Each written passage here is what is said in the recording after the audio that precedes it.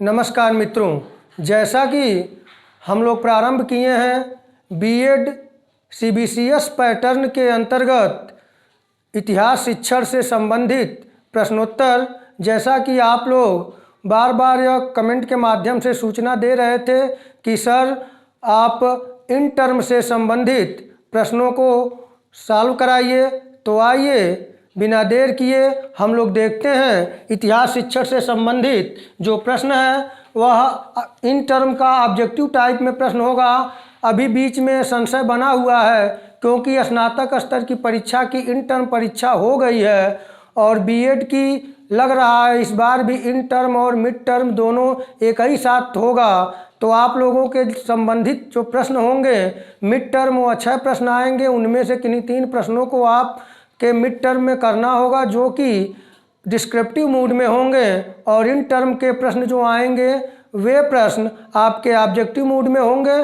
तो आइए देखते हैं इतिहास शिक्षण से संबंधित प्रश्न जो हैं। आपसे अगर इतिहास शिक्षण की बात है तो आपसे सीधा सा प्रश्न इतिहास विषय से संबंधित प्रश्न पूछे जाएंगे और इतिहास शिक्षण से तो आज का पहला प्रश्न है, इतिहास के जनक माने जाते हैं। तो आप सभी लोग जानते हैं, मैं भी कराया हूँ, इतिहास विषय के जो जनक माने जाते हैं हेरोडोटस हैं, यूनानी विद्वान हैं और इनकी पुस्तक का नाम है हिस्टोरिका।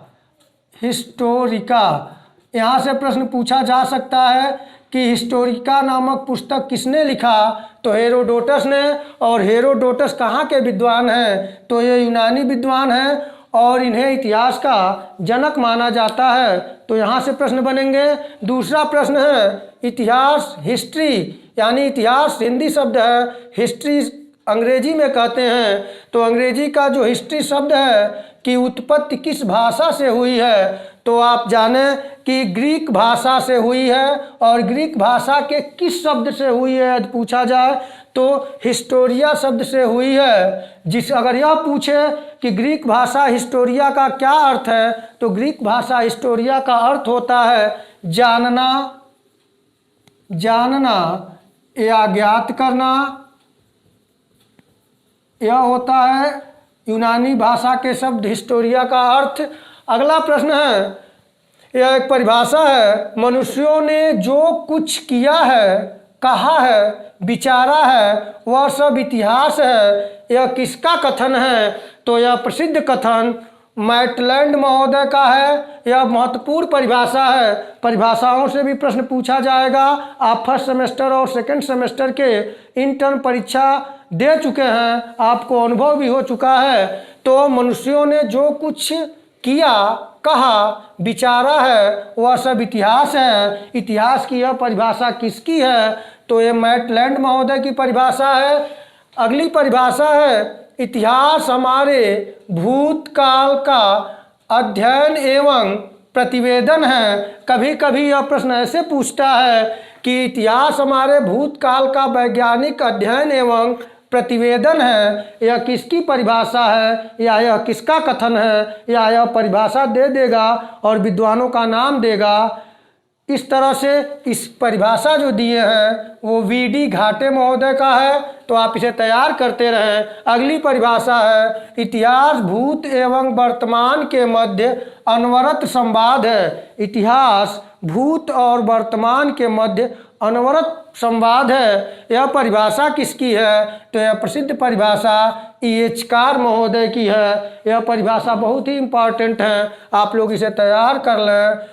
अगली परिभाषा है, परिभाषा से संबंधित मैं छोटी छोटी परिभाषाओं को आपके सामने लाया हूँ, आपको याद करने में भी आसानी होगी। और इन परिभाषाओं में से 2-3 परिभाषा तो आपसे पूछ ही ली जाएगी। अगली परिभाषा है इतिहास राष्ट्र की स्मृति शक्ति है। इतिहास राष्ट्र की स्मृति शक्ति है, किसने कहा, तो यह कथन जो है यह डॉक्टर राधाकृष्णन महोदय का है। अगला परिभाषा है 7वां नंबर पे, इतिहास विज्ञान है, न कम न अधिक, किसने कहा, तो यह परिभाषा ब्यूरी महोदय ने दिया था। आप लोग तैयार कर लें। यह इतिहास को विज्ञान मानते हैं, तो इनकी परिभाषा है ब्यूरी महोदय की कि इतिहास विज्ञान है, न कम न अधिक। यह किसने कहा? तो ब्यूरी महोदय ने कहा। इसी प्रकार 8वां प्रश्न है, शैक्षिक उद्देश्यों का वर्गीकरण किसने प्रस्तुत किया? तो शैक्षिक उद्देश्यों का वर्गीकरण वी.एस. ब्लूम महोदय ने किया था। और यदि यह पूछे शैक्षिक उद्देश्यों का वर्गीकरण वी.एस. ब्लूम ने कितने वर्गों में किया था? तो 3 में किया था, ज्ञानात्मक, भावात्मक और क्रियात्मक या मनोशारीरिक। अगला प्रश्न है, प्रश्न संख्या 9 है, इतिहास से छात्रों में किन मूल्यों का विकास होता है? यानी यह पूछा गया है कि इतिहास शिक्षण से छात्रों में किस या किन प्रकार के मूल्यों का विकास किया जाता है या होता है?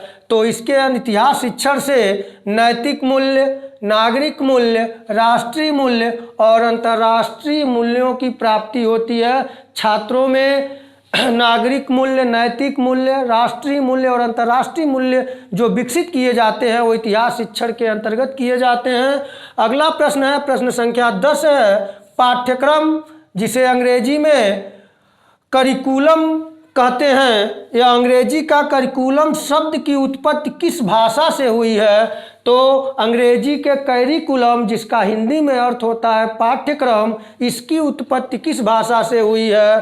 तो इसकी उत्पत्ति लैटिन भाषा के क्यूररे शब्द से हुई है। अगर यह पूछे कि करिकुलम शब्द की उत्पत्ति किस भाषा से हुई है तो लैटिन भाषा से, और यह पूछे लैटिन भाषा के किस शब्द से हुआ है तो क्यूररे शब्द से हुआ है। और यदि यह पूछे कि क्यूररे शब्द का क्या अर्थ होता है तो क्यूररे शब्द का अर्थ होता है रेस कोर्ट। रेस कोर्ट यानी कि दौड़ का मैदान, दौड़ का मैदान। यह पहले प्राचीन समय में लैटिन में जो रेस कोर्ट होता था, घोड़ों को लेकर दौड़ने का जो स्थान होता था, उसे कहा जाता था। वहीं से पाठ्यक्रम की उत्पत्ति मानी जाती है कि छात्रों का वह साल भर जो छात्र तैयारी करते हैं वह उनका पाठ्यक्रम होता है, उसी के अंतर्गत वो अपनी तैयारी करते हैं। तो यहाँ पे 3 प्रश्न यहाँ से बन सकता है कि करिकुलम का हिंदी क्या है? तो पाठ्यक्रम। और करिकुलम शब्द की उत्पत्ति किस भाषा से हुई है? तो लैटिन भाषा से। और लैटिन भाषा के किस शब्द से हुई है? क्यूररे से। और लैटिन भाषा के क्यूररे का क्या अर्थ होता है? तो उसका होता है रेस कोर्ट यानी कि दौड़ का मैदान। आइए अगले प्रश्न को देखें। परिभाषा है पाठ्यक्रम की कि पाठ्यक्रम कलाकार यानी कि शिक्षक के हाथ में एक यंत्र है जिससे वह अपने सामग्री यानी कि अपना विद्यार्थी को अपने आदर्श यानी पाठ्यक्रम के रूप में अपने कलागृह यानी कि विद्यालय में मोड़ता है। किसने कहा? तो यह प्रसिद्ध परिभाषा कनिंघम महोदय की है। आप लोग इसे तैयार करें। निश्चित तौर पे प्रश्न परिभाषा परीक्षा में पूछी जाती हैं, आपसे परीक्षा में यह प्रश्न मिलेगा। आइए अगले प्रश्न को देखें। अगला भी पाठ्यक्रम की परिभाषा है। पाठ्यक्रम वातावरण में होने वाली क्रियाओं का योग है। यह किसकी परिभाषा है? तो यह प्रसिद्ध परिभाषा एनन महोदय की है। एनन महोदय ने पाठ्यक्रम को परिभाषित करते हुए लिखा है कि पाठ्यक्रम वातावरण में होने वाली क्रियाओं का योग है। आप लोग तैयार कर लें। आप लोग स्क्रीनशॉट लेना हो तो स्क्रीनशॉट ले सकते हैं। 13 नंबर प्रश्न है, इतिहास के जीवन कथात्मक विधि बायोग्राफी थ्योरी के समर्थक हैं। तो जो इतिहास के जीवन कथात्मक विधि के समर्थक विद्वान हैं वो कार्लाइल महोदय हैं। मोस्ट इंपॉर्टेंट क्वेश्चन है, आप लोग इसे तैयार कर लें कि बायोग्राफिक थ्योरी यानी कि जीवन कथात्मक विधि के समर्थक विद्वान कौन है? तो वह है कार्लाइल महोदय। अगला प्रश्न है, प्रश्न संख्या 14, इतिहास शिक्षण के सांस्कृतिक युगांतर विधि यानी कि कल्चरल इपोच थ्योरी के प्रवर्तक विद्वान कौन है? तो स्टेनले हॉल महोदय हैं। और स्टेनले हॉल महोदय जो हैं वह किस इतिहास के किस शिक्षण विधि के समर्थक हैं? तो इतिहास युगांतर विधि कल्चरल एपोच थ्योरी के समर्थक हैं। और स्टेनले हॉल की बात आई है तो इन्होंने किशोरावस्था को संघर्ष तूफान की अवस्था कहकर संबोधित किया है। कभी कभी यह भी प्रश्न पूछा जाता है, आप लोग तैयार कर लें। अगला प्रश्न है 15 संख्या नंबर प्रश्न है, पाठ्य पुस्तक कक्षा कक्ष में प्रयोग हेतु पुस्तक है। यह कथन है यह भी एक परिभाषा है पाठ्य पुस्तक की कि पाठ्य पुस्तक कक्षा कक्ष में प्रयोग हेतु पुस्तक है। यह परिभाषा किसकी है या यह कथन किसका है?